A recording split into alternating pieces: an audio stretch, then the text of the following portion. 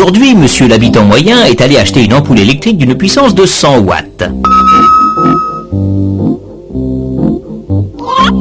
Madame l'habitante moyenne, elle, est allée acheter un sèche-cheveux pour sécher ses cheveux. Puissance 1000 watts.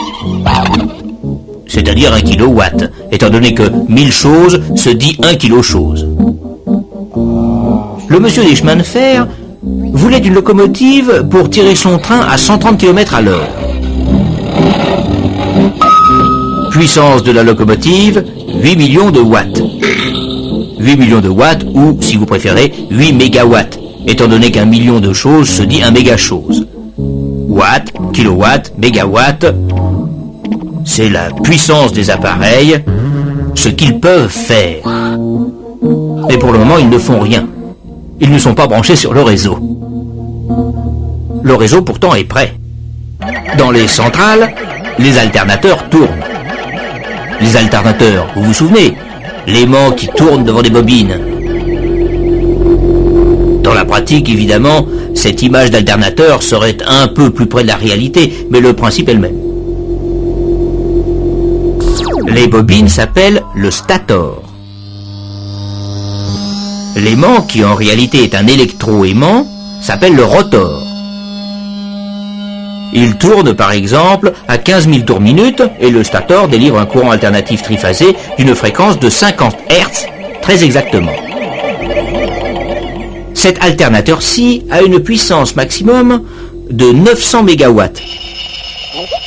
Mais actuellement, nous dit le monsieur de la centrale, il ne marche qu'à 30% de sa puissance, 300 MW. C'est-à-dire qu'à lui tout seul, il est en train de faire marcher l'équivalent de 300 000 sèche-cheveux de 1 kW chacun.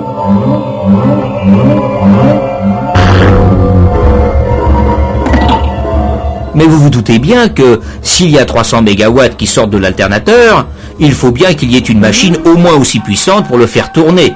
Il n'y a pas de miracle. Mais quelle machine ?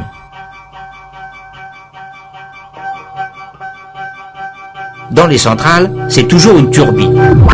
Mais avec quoi la fait-on tourner ? C'est là que les messieurs des centrales se divisent en deux écoles.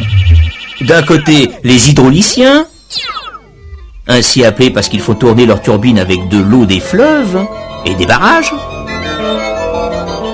Les autres la font tourner avec de la vapeur qu'ils fabriquent en chauffant de l'eau dans une chaudière.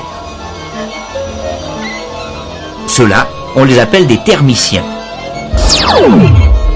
Ils se divisent d'ailleurs en deux. Le thermicien classique, qui chauffe sa chaudière avec du charbon, du pétrole, du gaz.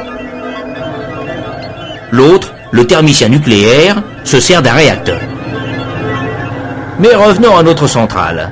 Elle débite toujours ses 300 MW. Supposons que tout d'un coup, voilà 40 locaux qui se branchent en plus des 300 000 sèche-cheveux déjà branchés. Cela fait au total 600 MW que réclame le réseau. Si votre centrale est seule à fournir 300 MW, cela ne suffit plus. Il faut augmenter la puissance. Notre monsieur, s'il est hydraulicien, ouvre la vanne d'arrivée d'eau. S'il est thermicien, il ouvre l'arrivée de vapeur, sans oublier bien sûr de pousser les feux et d'ouvrir aussi l'arrivée de combustible. La puissance de la machine augmente. L'alternateur sort ses 600 MW, maintient sa vitesse et les 50 Hz très exactement. Dans la pratique, tout cela est automatique.